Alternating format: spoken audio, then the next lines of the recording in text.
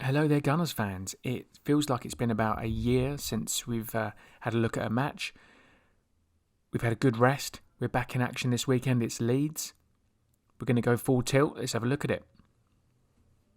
So, as I alluded to there in the intro, we've been 8 days, or we will be 8 days by the time Sunday rolls around, going into this Leeds game, and that's unprecedented this season. I can't think, except for maybe the first few weeks of the season when we had such a break from competitive action in one guise or another. Our absence from the FA Cup obviously meant that we weren't playing in midweek, and I think that's a good thing for us at this stage of the season. As much as it would be nice to still be in a cup, our cup, the Papa Wings Trophy as it's affectionately known, we were coming to a point where we were facing exhaustion and really having to juggle the lineup and manage players intensively. So these 8 days, I think, are going to do a lot of the guys a lot of good. But what is absolutely crucial is that we don't waste that and fritter that extra added rest time away by then going and putting in a shitty performance. But let's not look a gift horse in the mouth. For now, 8 days, as bad as it feels for fans and devoid as it is of football in our lives, it's a great opportunity for us to have rested, to have got some training into the legs, to have got some tactics, to have really prepared properly for this game. And for that reason, you'd like to think there couldn't be too many excuses for not being prepared for something, not seeing something coming, being surprised, or being undercooked. So those 8 days have been great, and let's hope we can do something with them that improves upon what we've seen. I think we were unlucky, and we have been unlucky in the Wolves and Villa games. Fine margins have really cost us what could easily have been 4 points, possibly even 6, but certainly 4 points. We've lost there through carelessness or perhaps the errors of others or misfortune. Let's hope that's our misfortune quota done. Conspiracy theories aside, we've had a bit of a rough ride these couple of games which have checked our momentum. But I'd like to think we can dust ourselves down, go again for this one with a new attitude and a bit more positivity, and we can put those anomalies behind us. Anomalies is what we'll describe them as for now. Let's hope it doesn't become a rut, the likes of which we haven't seen since sort of November, December. We got ourselves out of that by freshening things up and changing personnel. And we've played much better football since, and we're continuing, even despite the bad results we've seen in these last couple of games, to play some good football. I think that's important to remember, is that this team is vastly improved, albeit inconsistent. So hopefully we see some good stuff against Leeds. They're going to be a real challenge, a real handful, as they've proven on several occasions this season. But just like us, they're also quite inconsistent. They're also fairly erratic in their performances. It's either sublime or ridiculous. And that's kind of where we are at the moment. So if we can add an element of consistency to what we're doing, we could go on another run. But let's wait and see. Looking at team selection, we've got a couple of forced changes.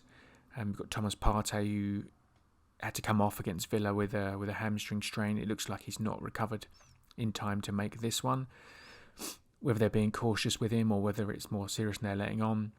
Arsenal are very coy with injuries these days. They don't tend to make predictions or reveal too much. Quite why, I don't know. But we're going to be without his services, and that automatically makes us a poorer team and gives the edge to the opposition in a lot of ways. Partey improves our midfield threefold and improves whoever he's playing alongside. So his absence will be keenly felt. Let's hope it's not too long and that he can play some part in the European fixtures to come. For now, we're looking at Leeds. We're going to be without him. What Arteta will do in the midfield is interesting. Will he bring in Martin Odegaard to play alongside Granit? Will he bring in Dani Ceballos? Will he bring in Mohamed El-Neni? It's going to be difficult to tell how he sees this game going and what he wants to do to combat Leeds' approach. Bielsa is known for his intensity and his pressing and his pressure, and he's going to push his men onto our midfield. And Granit doesn't perform well under a press, so who he places alongside him, I think, will go some way to telling how he wants to approach this one and our ambitions for this game. That aside, we've got the continued absence of Kieran Tierney to deal with, which again is a huge dent in this side's abilities. Between the two of them, two outstanding players this season, that they add a lot. They add a tremendous amount attacking and defending and confidence-wise to this team. So it really is a blow that both of those are out.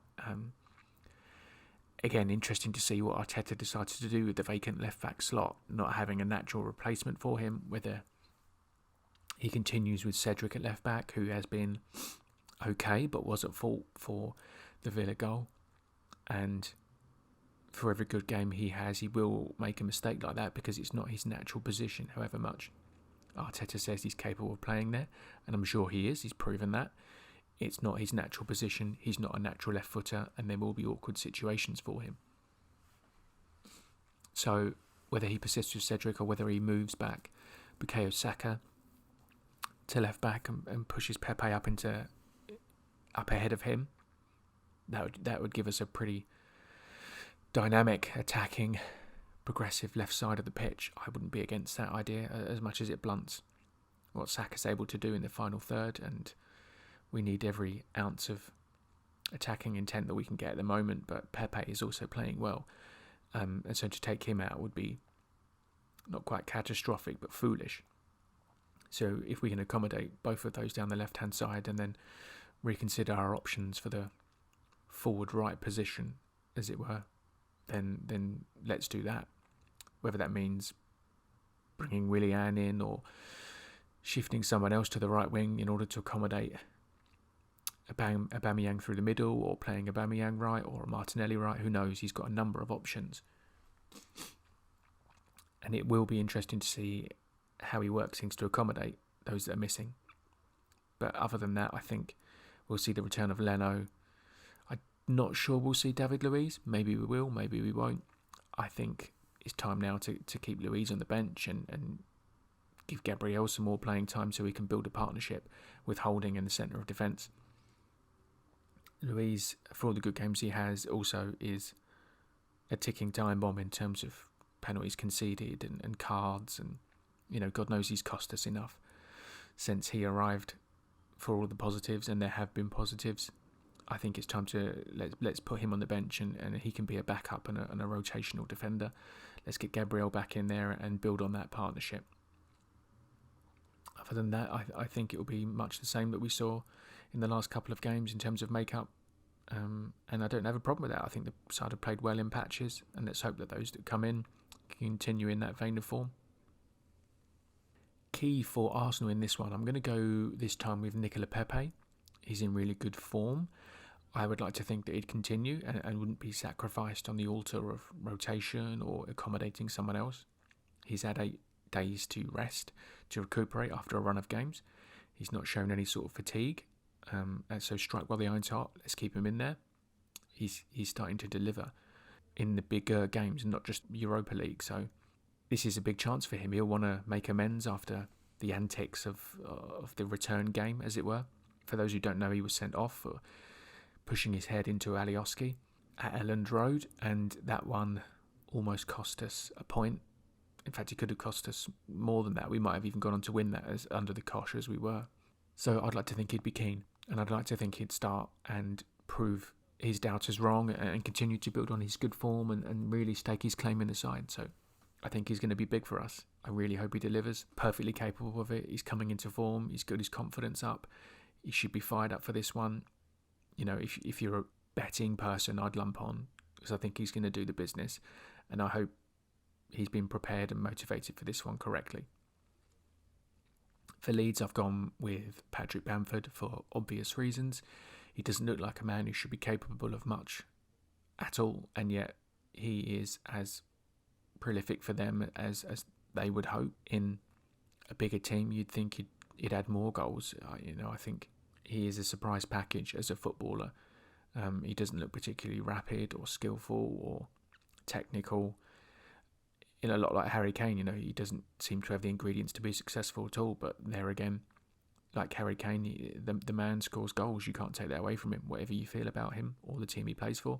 Whether he'll be at Leeds beyond the summer is a different matter, and whether he'll feature in the England setup again is a different matter and a different conversation. But credit to him from the disappointment of not making it at Chelsea. He's risen from the ashes, as it were, and really rebuilt his career, and he's doing fantastically well. He missed a couple of sitters for Leeds against us in the first leg, as it were, if you want to call it that, in the game at Elland Road. I don't think if we give those chances to him again, he'll make the same mistake. So we're going to need to be mindful of his impact, and he's going to be key. Given the inconsistency of both teams, it's really difficult to call an outcome here.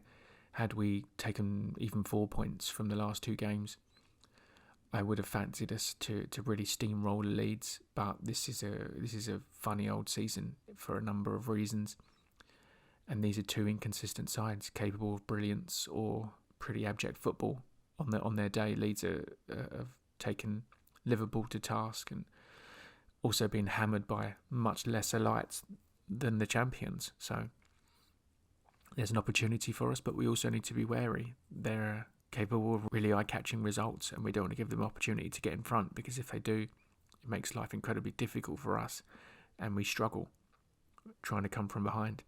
I don't see Bielsa's teams as ones that are particularly adept at sitting deep, but who knows, they may view that as an opportunity to test that out. But if we don't let them get ahead, if we strike a few blows early on, we've got a good chance of getting a win here. We should look at this as a game, particularly with the fixtures we've got coming, as an opportunity to strike a blow. And that's it from me. A fairly swift look at this game. I'm hoping it'll be a positive outcome. They're going to be a testing opponent, a really good game I'm expecting. So fingers crossed for the 3 points. As ever, take care.